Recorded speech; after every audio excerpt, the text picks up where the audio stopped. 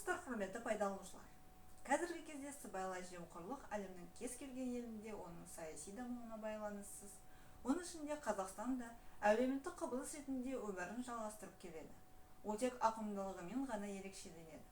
Сыбайлас жемқорлық әлеуметтік экономикалық даму үдерісін, нарықтық экономиканың құрылуын, инвестициялар тарту процесін тежейді. Демократиялық мемлекеттің саяси және қоғамдық институттарына кері әсерін тигізеді. Елдің болашақ дамуына елеулі қауіп төндіреді. Қазақстанның мемлекеттік саясатының негізгі басымдықтарының бірі сыбайлас жемқорлықпен күрес болып табылады. И сегодня у нас в нашем региональном центре психолог общеобразовательной средней школы имени Максима Горького Колпакова Анастасия Владимировна. Здравствуйте, Анастасия Владимировна. Добрый день. Спасибо, что согласились принять участие у нас в нашем проекте. И первый вопрос вам такой. Скажите, пожалуйста, вот как психология пришла в вашу жизнь? Почему именно психология? Ну, если честно говорить, я в школьные годы, еще когда училась, совсем не планировала приходить в эту сферу. Я планировала свою жизнь связать с другой профессией. Но после ЕНТ буквально на следующий день я резко передумала и поняла, что совсем не туда нацелилась. И вот чтобы уже разобраться в самой себе, лучше понять, чего я хочу от этой жизни, я поступила на психолога. А пока я училась, я уже настолько заинтересовалась этой сферой, что не смогла остановиться и в дальнейшем поступила в магистратуру. А потом уже поняла, что самое главное для меня, чего я хочу, это помогать людям. И в этой сфере как раз это реализовать возможно. И вы выбрали направление, да, психолог именно школы. И вот скажите, это вот такая недавно открывшаяся сфера, предмет в школе, и очень много здесь различных смешных каких-то, даже бывает и курьезных мифов, да, о школьном психологе. Вот расставьте точки над «и», расскажите нам вообще, в чем заключается основная задача школьного психолога. Да, действительно, мифов очень много, и, наверное, самый распространенный миф, когда психолога путают с психиатром. Но самое основное их отличие в том, что психолог работает с психически здоровыми людьми, то есть любой человек, который столкнулся с какой-то жизненной проблемой эмоционального плана, личностного плана, да, когда он запутался в себе, или у него проблемы с заниженной самооценкой, с тревожностью, какого-либо еще рода проблемы, то есть он может обратиться к психологу, даже просто выговориться. И уже, даже когда человек сам не понимает свою проблему четко, да, в процессе работы с психологом он эту проблему может лучше понять, она станет более четкой, прорисуется для него конкретно, и тогда ее уже можно будет решить. И если говорить конкретно о задачах, то тяжело выделить какую-то одну, потому что у нас очень много функций, особенно в школах.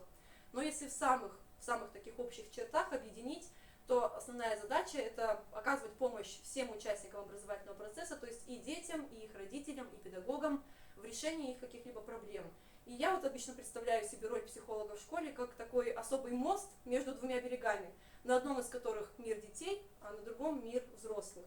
И вот задача психолога здесь как бы объединить два этих мира и помочь людям с разных берегов понять друг друга.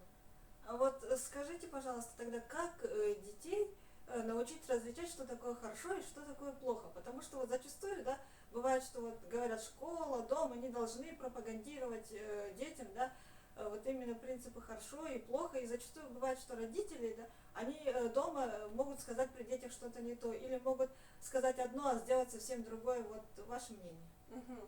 Ну, здесь действительно вы правы, все начинается, естественно, с детства, с семьи, и самое главное – это дом для ребенка. Конечно, школа, она может дополнить что-то, да, в этих понятиях, но заменить то воспитание, которое дается дома, нельзя.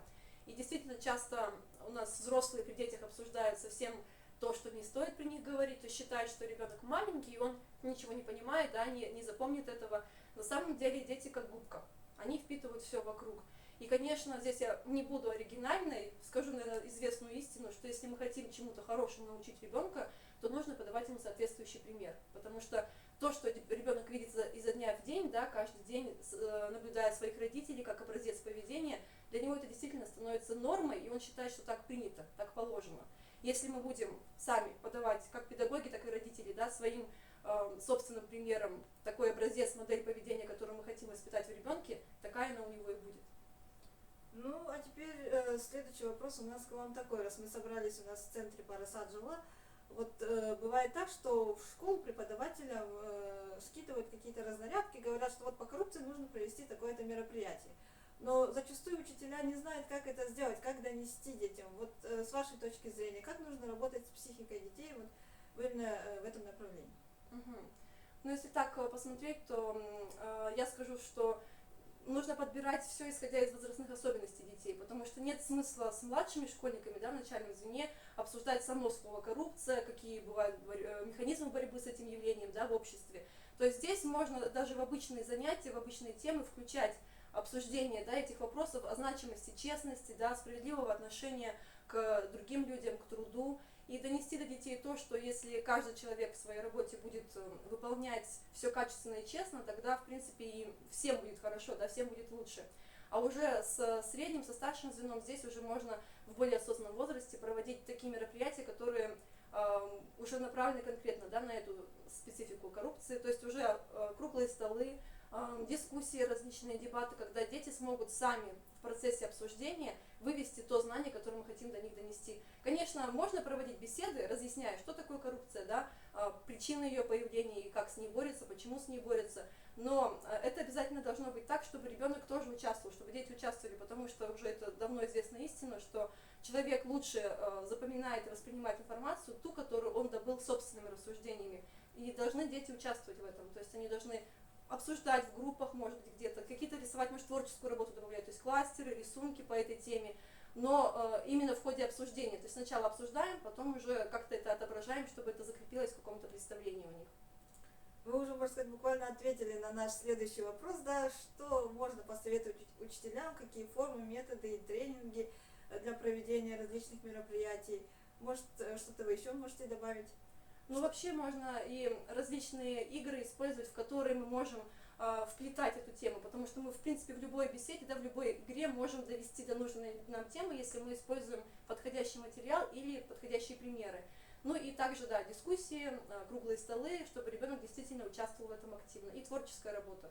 Приглашение также со стороны, да, кого-то специалистов, Да, тоже это. приглашать специалистов, которые смогли бы именно в этой сфере больше знают, смогли бы поделиться. Но опять же, не сухо делиться, чисто как прочитали лекцию и все, а чтобы дети действительно могли в этом принять участие, потому что иначе у них мало что отложится, они репродуктивно уже не воспринимают информацию, им нужно, конечно, поучаствовать. Анастасия Владимировна, большое вам спасибо за столь содержательную беседу. Мы вам благодарны за то, что уделили нам свое время. До свидания. Спасибо вам за приглашение. До свидания.